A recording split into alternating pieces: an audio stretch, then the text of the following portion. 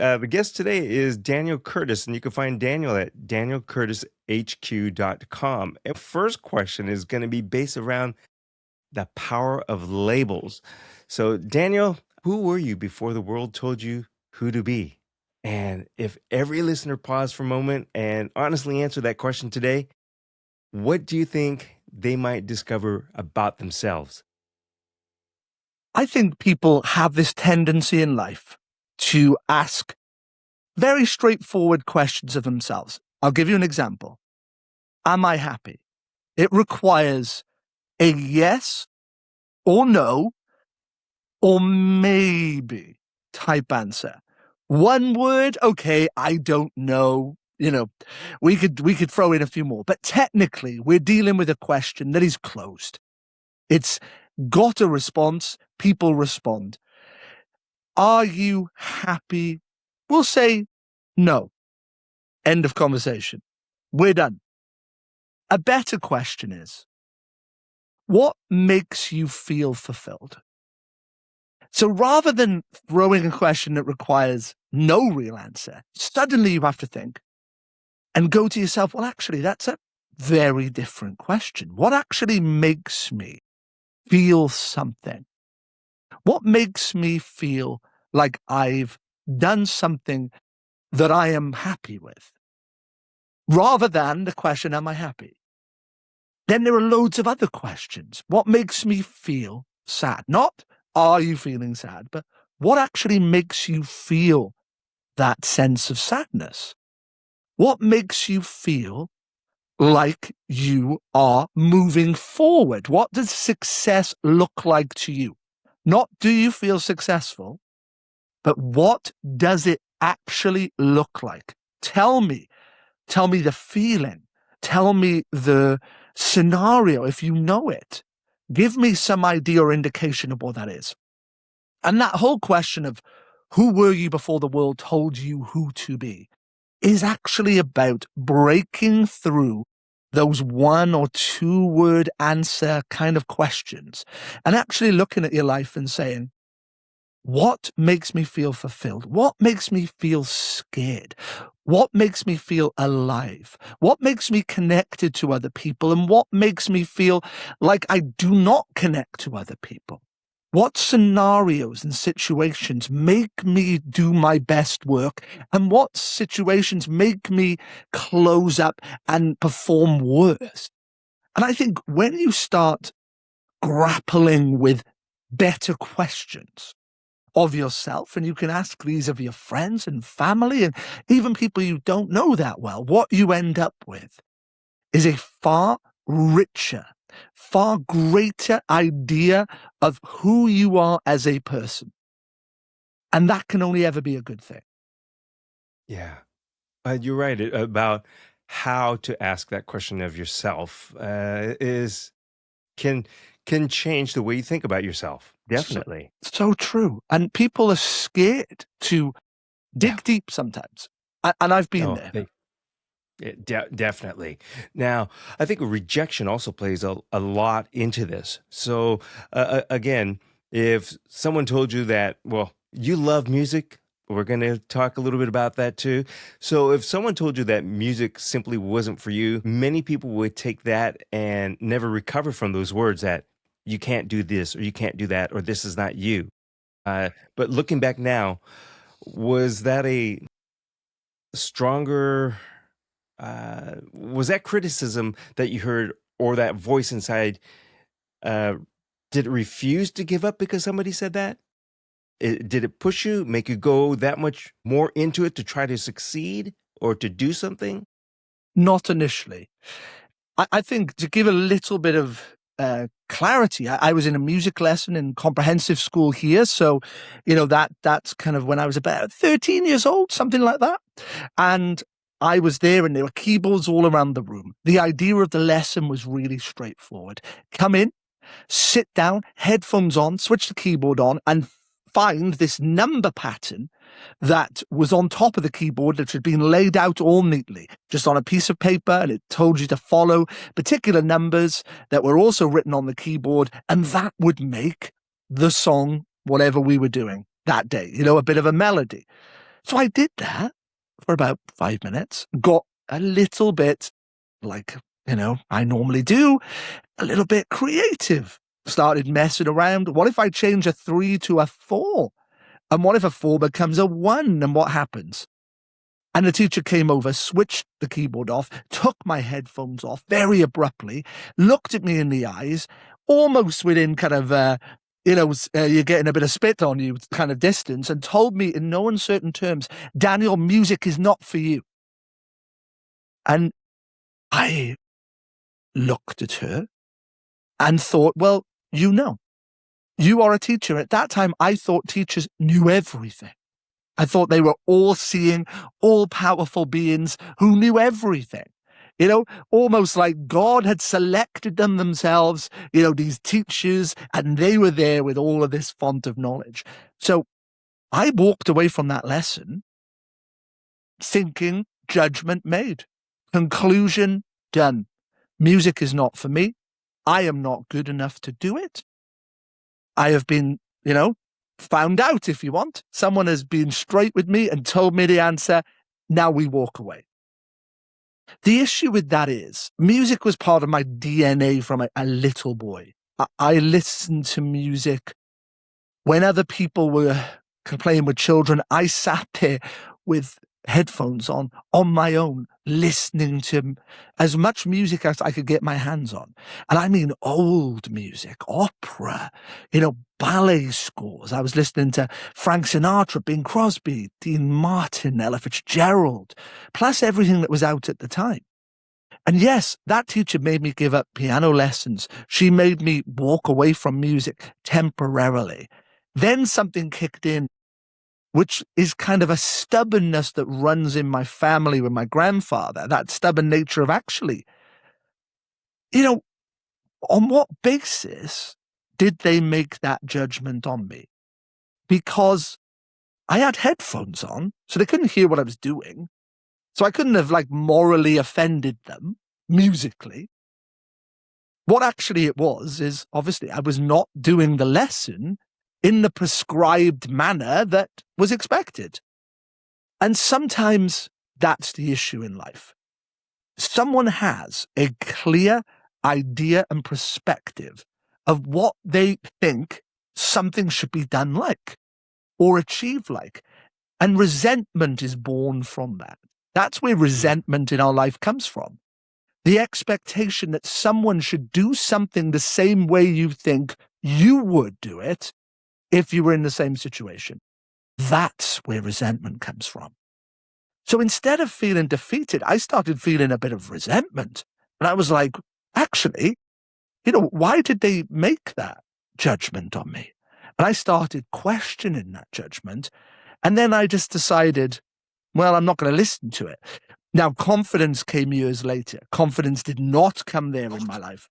But that was the start of a bit of a fight back, I guess, against a label. Yeah.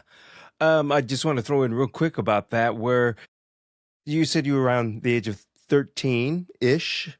It's these words that people who are in authority say to us. It's not that it affects you when you're 5 years old or up to 10. It can affect you at any point in time in your life.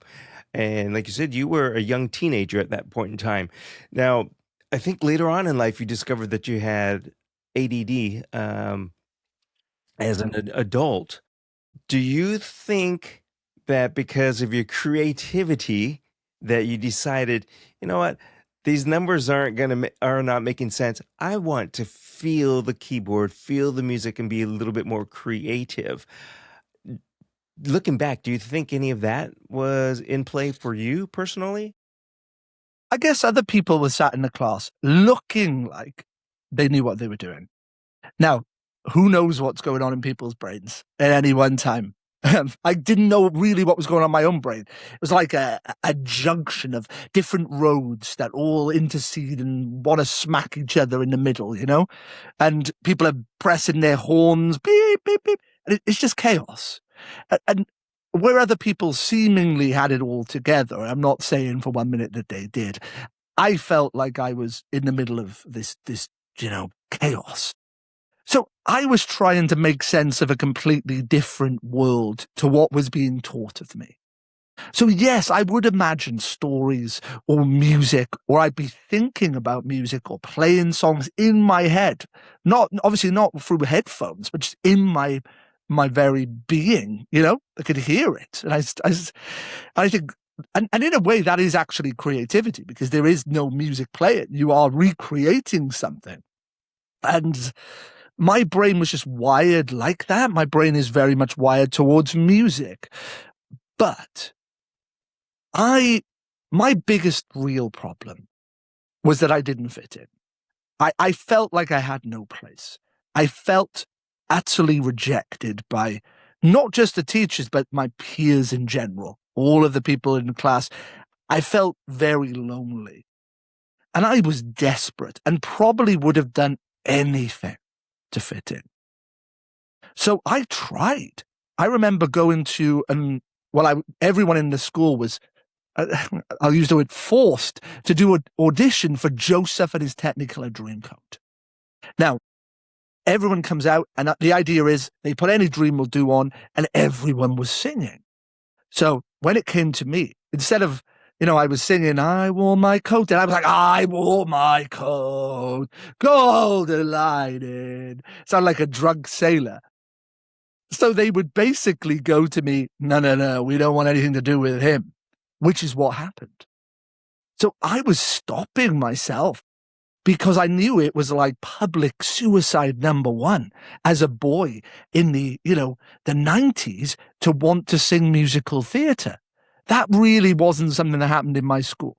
Now, schools are much better at that these days. And, things like Glee and all of those have helped enormously. And I'm not saying that judgment was right, by the way, but I felt that was what would happen. So I censored myself. So I was censoring early on.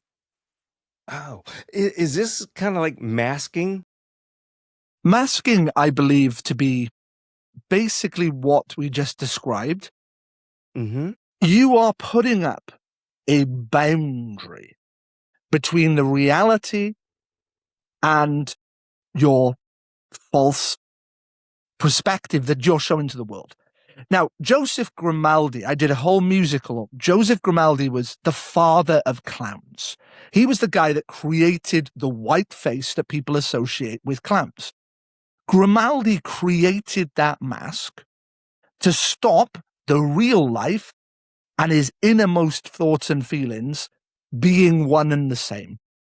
Grimaldi, who went on to stage, was a happy, charismatic, full of life, genius comedian, Robin Williams like. And then you have the other side, just like Robin Williams again, someone who is sad and depressed. He lost his wife and child in childbirth. Things happened to him that deeply affected him. And there is a story, and I'll tell it very, very quickly, that a man went into, we're going back here, in time. We're going into a wonderful part of history. But a man went into the doctor and said, look, I'm really struggling. I'm really struggling. I don't know what to do. I feel incredibly sad all of the time. I have this kind of melancholy for life. And the doctor said, look, I'm going to prescribe something very different to you. Go down to the box office at Drury Lane Theatre in London. Get yourself a ticket to see Joseph Grimaldi. He is the greatest tonic there is, the greatest tonic known to man. And the man turns around and says, the only problem, sir, is I am Joseph Grimaldi. And it's a story that is unlikely to be entirely factual. But the man himself did say, I'm grim all day, Grimaldi. I'm grim all day, and at night I come to life. So, that clown is a great way of looking at what masking is. I think of the Phantom as well sometimes, but obviously in real life, it can be so much more subtle. You think someone is there and they'd be in someone else. You remind me of a situation when I used to work for a newspaper. Yes, print newspaper. I love it. Years ago. And there was a man with balloons, an elderly man. And every day he would wave to the children on the bus that go by. And they said, "This is a happy person. You need to go and talk to him, find out what makes him so happy in life." So I made the appointment. And within 10 minutes, he was sobbing. He was not a happy man. That was the opposite of Grimaldi. During the day, he had the balloons, he had this mask on, he was happy, and everybody thought that's what he was and is. At night, he was in his room alone, crying. So it's how do we know if we've been masking and fooling ourselves for years that we're actually doing this? So most people in life have seen a musical. This may not be in the theatre. This may be Mary Poppins, The Sound of Music, the live theatrical production of something. But most people have seen, even if it's The Greatest Showman, there's normally something. And you look at that and you say to yourself, that must be exhausting. Someone is going onto stage in a West End, Broadway, we'll stick to them a second, for 2.5 hours, running around doing costume changes, interacting with the other actors. And they come off stage spent, utterly exhausted. And they may have to do it a second time. So for 5 hours, a couple of times a week, they may have to be this character that they're portraying.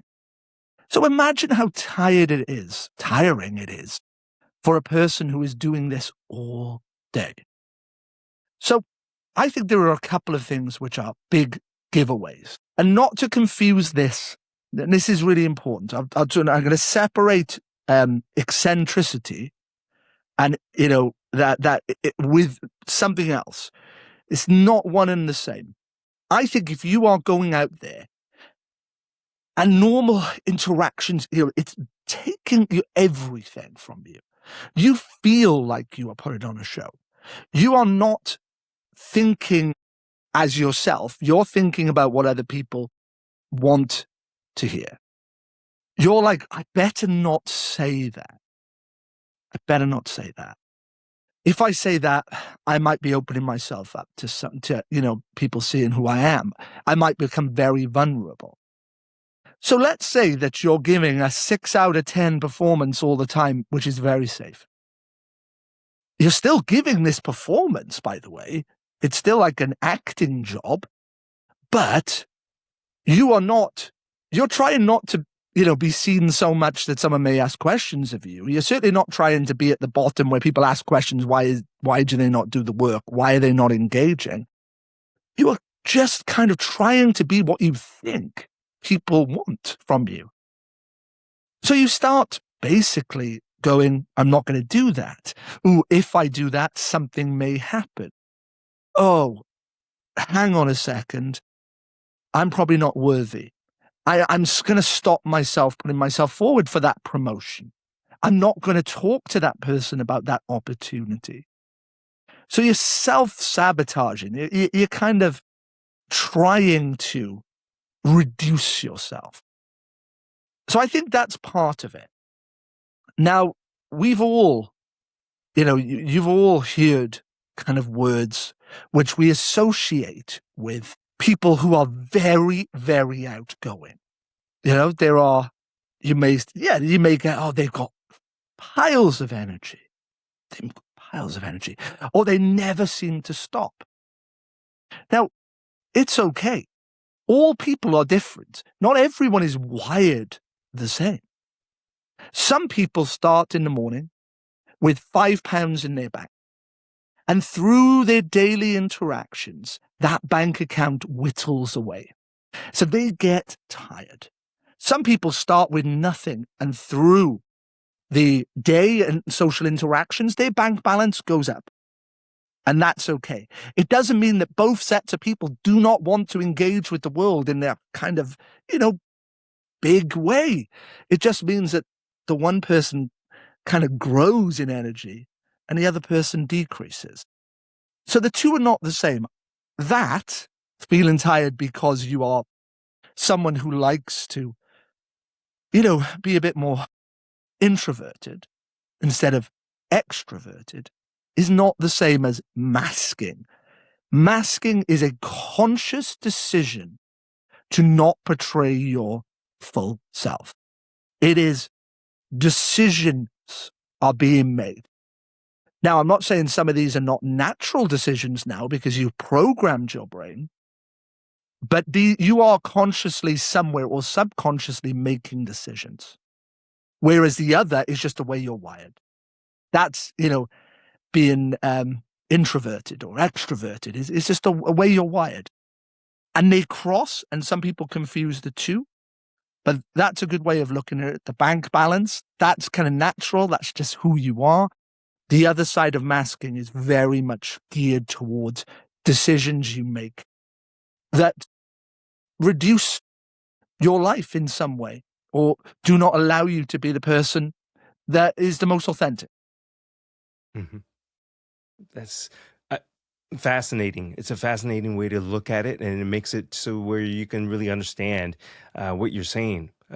Daniel, I know I may be jumping a little bit, but hopefully things are staying true to what we were planning on having a conversation about. But since we had touched on music, I want to kind of stick with that theme of things because you did one of the most fascinating things, a story that I've heard about you taking the piano way underground into a Welsh coal mine to honor fallen miners.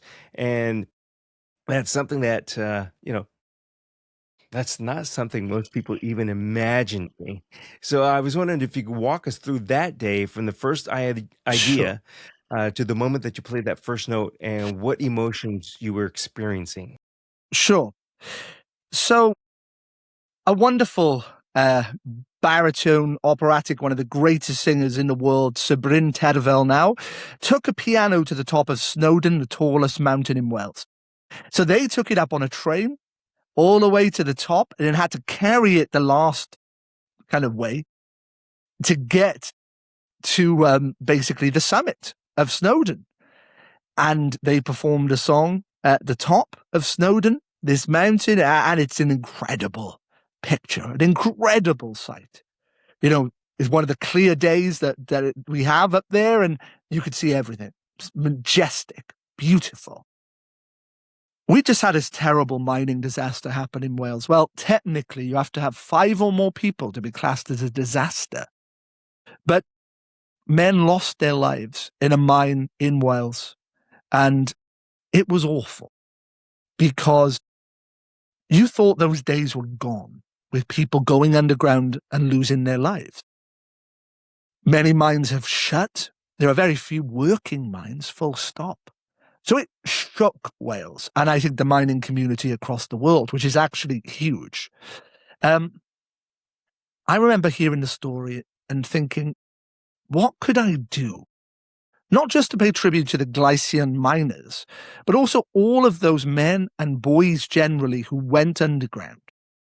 Those who lost their lives below ground, but also those who lost their lives when they came up because of respiratory issues with the coal dust inhalation, including my grandfather's father who died when he was only 1 year old. My grandfather never knew him. And just so sad. So I had this idea. Could a piano be taken underground to pay tribute, to do a concert that was to pay tribute to fallen miners with a very key message? So I contacted the head of the museum in Wales who owned Big Pit, which is this, it's a live museum. It's a real coal mine with real miners who take you underground. It's an incredible place to visit. And they said, it's not the stupidest idea we've ever heard. Come on in, speak to the pit manager, see what you can kind of hash out. Oh, and I'm sending the head of marketing. So I thought, well, this sounds okay. They're not telling me I'm nuts. So that's good. The day of this meeting, it started snowing in Wales. And when it snows, we get a fair bit of it. My car was out of action. That wasn't going to happen. So I had a choice. And this changed my life here. This moment changed my life. I said, I'm not going to go. That's it. I'm done. Can't get a car, can't get anybody to take me there. This place is an hour plus away. I could catch 3 buses. I'm not going to do it. So I sat there, about to send an email, and I thought to myself, no, you're an idiot. Like, you asked for this. Somebody, you didn't, you asked them to do this. They're still going. Get up, get on with it. So instead of being like Bear Grylls, I had inappropriate equipment for this day. I had a pair of trainers, no gloves, no hat. I start walking out my house, slip within a few minutes. Boom, straight down. Get on the first bus, get the second bus, get the third bus. Have to walk up a hill to the mine. I am slipping, sliding. There's snow in my face and I look red. Car crash of a look. It was awful. So I get there and I'm all sweaty red. And I have this meeting and they say, right, we'll do it. And then I caught the bus all the way back to 3 downhill. That was good. Going downhill from the mine and slipping. And honestly, but I made it happen. I could have bottled out that. And then one of the most memorable moments of my life would never have happened. To see a piano be taken underground, to perform a concert in a place where men and boys worked in the dust, in that coal, to see miners all around you, dignitaries, to see the press. We had so much media turn up for this concert. And the message struck home. Miners from all around the world and families of miners got in contact to say how meaningful that message was, which was what it was all about. The heart of the message never got lost. To hear that sound ring down the mine and come back to you seconds later, to pay tribute to the heritage of mining, because it's not just about the people who worked underground. It's about the people who helped build hospitals, about the people who helped build theatres. This is what the miners did. They were integral to how the community operated, both above and below ground. It was so special. So it was an incredible moment. I will never forget it. Never, ever. Wow. Well, you've had a lot of incredible moments, and I just want to remind everybody today's conversation is with Daniel Curtis, and you could be found at danielcurtishq.com. And to continue along with your life story for people to, hopefully be able to relate to and understand, you've worked alongside a lot of, I'll say, legendary names like Sir Paul McCartney, Dame Judi Dench, Whoopi Goldberg, Henry Cavill, Yeah. and so many others. And, we love Henry Cavill and his acting is great. But from the outside, people would say, and they might assume that reaching that level means you've made it. But what I'm wondering is, internally, did you feel, or did you find that success was fulfilling? Or did it leave you believing in something else? Or what was that feeling? Because again, outside we'd go, wow, Daniel's made it. He's the golden child, 2 things. Sir Paul McCartney, that to me, basically in music, all I ever really wanted to do was to put music out into the world, to have people listen to it. And one of the things I wanted to do was work with Paul McCartney, just to have Paul McCartney, Sir Paul, contribute. That was about the highest honor I could imagine. So when I got Paul McCartney to open a song, he played a note, said, "All we need is love," which he did for me, because I said, "Could you say we?" Because it was for a World Mental Health campaign. And there he is, Sir Paul, with one of the most famous lyrics of all time, changing it for me, playing the first intro notes into this piece for World Mental Health Day. That was it. I was done. I was fine at that point. Musically, nothing else I wanted to do. But here's the big contradiction. I realize now, the person that I am now, this version of me, feels like I want to help people before they get to the point where they are desperate, where a message might be the only thing stopping someone from spiraling. I would love to do more, to be a bigger part of someone's existence than putting together a video that goes out once, is seen by a lot of people, yes, and helps people in that moment. But I would so love to be a voice that was consistent, that helped people, that was without gimmick. So I am beyond grateful for all the people who've contributed to my projects. But I realize, and this is me being very vulnerable and honest, I realize that though they do well because Sir Paul McCartney's on it. Yes, I coordinated it. I may have written that song and I may have made it happen. But people are turning up for Sir Paul or Michael Bublé or whoever is on the project. And that's great. That's what those names do. But I would so love to be with people consistently.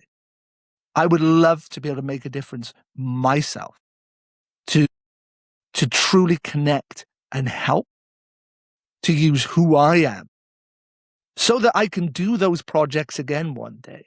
But that's not all that I am. I've got more to say. And it's taken me a long time to be able to say that like that. Well, you sort of just answered this, but I was wondering, because there are people out there listening today or watching who themselves feel invisible, misunderstood, or like maybe they missed out on an opportunity because of a past mistake, or maybe it's mental health struggles, rejection, or even labels like we talked about earlier that were placed on them a long time ago. So I was wondering if you could sit across from one of those people for just 1 minute, what would you want them to know before they turn this episode off and say, okay, I'm done? So a few things. Number one, you are not alone. People have walked this path. They have been down. People have been up. People have had relationship troubles. People have understood where you are in life.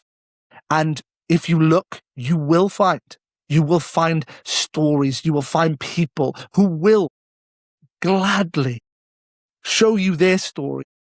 And just like your podcast, that it is lovely, by the way. People can listen to stories and feel less alone. So I think you are never alone. That's really important. The most authentic version of yourself is always the most beautiful. Always.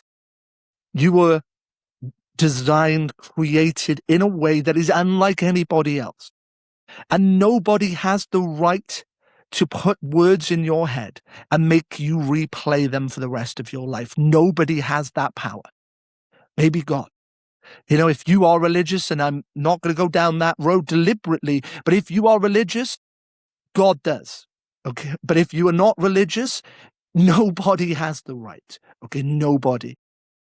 You are not someone who has to adapt to be able to fit in. You are just trying to fit into the wrong place with the wrong people and the wrong environment, and it's not for you. It's not for you. These people are not for you. If someone is diminishing you, they have no right to be in your life. They have no right at all. You deserve better people, better communities. So go look for them. Go look for your people who make you feel good, who make you feel like you can succeed, and who make you feel like you do not have to pretend anymore, that you can switch off and go, it's okay now. And it's going to require work. Things that matter require work. They are not easy, but they are worth it. And I absolutely believe in you. I believe in every person who listens to this. I believe there is so much more in every single one of us. But it begins by asking those questions. What makes me fulfilled? What makes me feel like I am making a difference? What makes me feel sad? What does it mean for me to feel successful? What is it that makes me in that environment feel like I have to protect myself? And those questions will open up your 100% agree with you on that, Daniel. All this stuff is so good. And I hope this is an episode that people really listen to and watch and hear what you have to say, not just once, but multiple times, because I think this is something that we need, maybe some of us need it on a daily basis to be reminded of all of this. And like you said, we are the best us when we are authentic. We are the most beautiful person. unquestionable. I was wondering, I want to do something that's fun, just like a rapid fire before we close out. So Please. these are just some quick questions that I've got. I was wondering if you can answer those. Definitely. So let's start by asking, what piece of advice did you ignore that turned out to change your life? Whether it was in the, past when you were a child of 13 or maybe an adult of 30 or something. I think the biggest piece of advice that I was given that I should have listened to very early on is, you know what it's like. You're a child and you are trying to go about survival. And a teacher looked at me and said, I don't like what you're doing. And I said, what do you mean? They said, you're trying really hard to fit in and you're being silly. You're being less of yourself and you could do a lot better. And you could do better in your subjects. You could do better in school. You could do better in life. Now, I took that advice and I listened to it and I didn't do a lot with it. I did not accept that challenge. That teacher was trying to help me. That one teacher, and I didn't have many of them in school, but when someone did turn around and say, stop it now, right? This is not you and I don't like what you're doing. I didn't listen. I could have knuckled down. I could have done more in school to get better grades, which I had to go back later in life and redo. So, I was fooling myself. I wish I'd listened. I wish I'd listened to that teacher. I wish I'd taken that advice. It was good advice. That's something that I think a lot of us will be able to relate to. Now, what does courage look like today compared to when you were, say, 20 years old? Courage when I was 20 years old was all about success. It was all about trying to get promotions. It's very self-absorbed, very kind of like, who do I need to be to do this? This job, I'm looking at these people doing it. I need to be like them. So courage to me was kind of being around them. It was trying to put myself in the right spaces. It was trying to kind of like, what if I be a little bit more loud, a bit more boisterous? What if I make a few more jokes? So I was trying to push myself into a world to try and succeed. So courage for me at that time was just trying to not look stupid, to put myself, it was all about pushing myself further. Come on, I want this next job and then this next job and this next job, and I'm not going to stop and I'm going to do it and I'm going to go and do this course. And it was all like, courage today for me is more about asking, my father, he wasn't really around when I was a little boy, and looking into that, going, how has abandonment really damaged you? What does that little boy actually think? Courage is about deep-rooted questions for me. That's what hurts. The stuff that I've not looked at, the stuff I've buried in my life. Courage is also the ability to say that I need to stop living in other people's shadows. The gimmicks, all of this stuff, I need to do more myself to be authentic.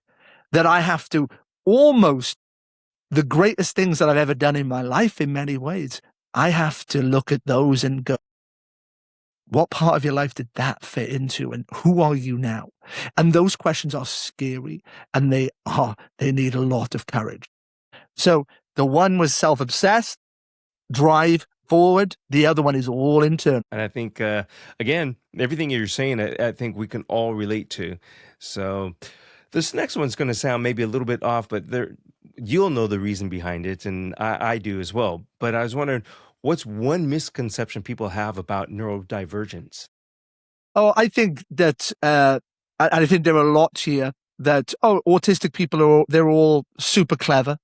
That's one. That ADHD people can be really annoying. That if you've got, a neurodiversity, that somehow makes you someone who is socially unacceptable. I think all of those are, and there are countless more. But everybody's different. Everybody has, neurodiversity affects people in a variety of different ways. Nobody has it the same. So just like neurodiversity, everybody's neurodivergent.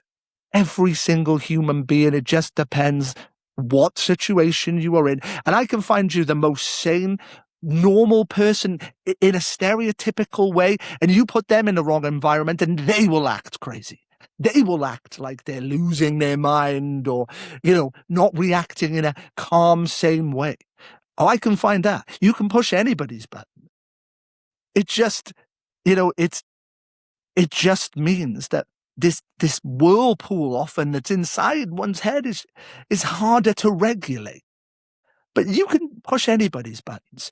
Neurodiverse, neurodivergent people are incredible. They can achieve anything just the same as anybody else. They have strengths, they have weaknesses, and nobody has a right to characterize or judge them.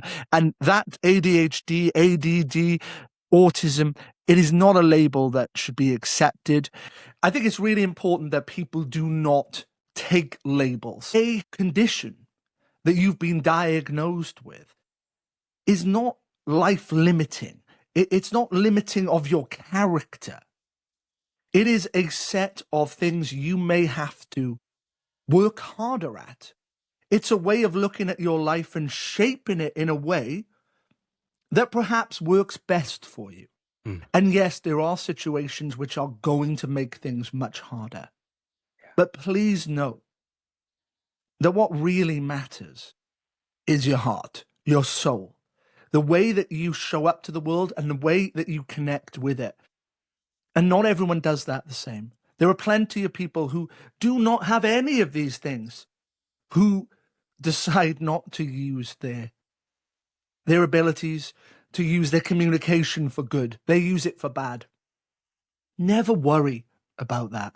You are doing the best you can. And as human beings, that's all you can ever ask for. Yeah, 100%. I hope people understand that. Daniel, I've got two kind of fun ones, but kind of a little bit difficult because there are so many options. Love it. Here we go. What song best represents your life right now? Tough one, I think. That is hard because music is one of those things, a couple of songs just jump to me automatically. And music, yes, it themes my whole life. So in some ways, Queen, Don't Stop Me Now.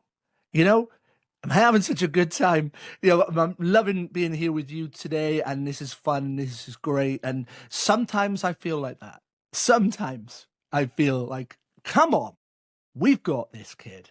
Life is okay. We're in the right place, doing the right things. Let's keep going forward. Sometimes though, there are other songs that just seem to sit. Life on Mars. The Bowie song about how life is messed up. It's obviously there are a few words in there which, yes, I not for all families, and I'm thinking through my head as I'm talking, which one shall I bring up? Because I try not to enter into that. But, about Mickey Mouse and how he's grown up, and, it's a god-awful small affair. And it's their life on Mars, Sometimes, I think that's a way of looking at the world. I've certainly longed for yesterday, like McCartney said, at times in my life. So, if I had to throw a couple out, Life on Mars, a bit of Yesterday's in there, and Don't Stop Me Now. Yeah, when I'm feeling a good place, that's a tune. That's a classic. I am so grateful for musicians and the music that's out there for us to be able to relate to turn to make us feel better, to make us feel happy, all of that. Now, the last question. If you could complete this sentence for me, the world would be a better place If people looked after the person next to them. So, to cut a very long story short, COVID was this time of mass destruction, right? People were dying, our loved ones. We couldn't go out. We were stuck inside. We were afraid for our families, for our communities again. Now, I often think of Fred Rogers. Fred Rogers, Mr. Rogers' Neighborhood, he was an incredible man. Very, very great at saying the right thing at the right time. And I always think Mr. Rogers would have said this about COVID. This is our one chance for all of the world to fight for the same thing, for people to come together to fight a common cause, to forget the petty arguments and the squabbles, to look to the person next to them and look after them, to bring them food, to check on them, to buy them shopping, to get them the medication that they need. And people did it. They showed up. And COVID went away or went into the background or whatever, or we become less, it become less problematic to us. But lots of those behaviors that we had, we let slide. Not because we're awful people, just because life demands such things of you. And of course, your instinct was to try and get back to the life that you had before these terrible things happened. But we all have this chance of fighting one thing for a common cause. Suddenly, some things seemed less problematic. And that would be it. Look after the person next to you. And hopefully they'll do the same. I love that. Daniel Curtis, DanielCurtisHQ.com. Today's conversation was fantastic, phenomenal. So thank you very much. It's my joy. I love what you do. I think it's great. You are a fantastic host. And yeah, the content that you cover and the way that you ask questions and really care about kind of digging into stories, I really admire. So, if it's okay, I'd just like to say that to you and say, keep doing what you're doing. I'm a fan. I love what you do. And, keep looking after the person next to you. I appreciate your time and for having me on. It's been a pleasure and a joy. Thank you very much.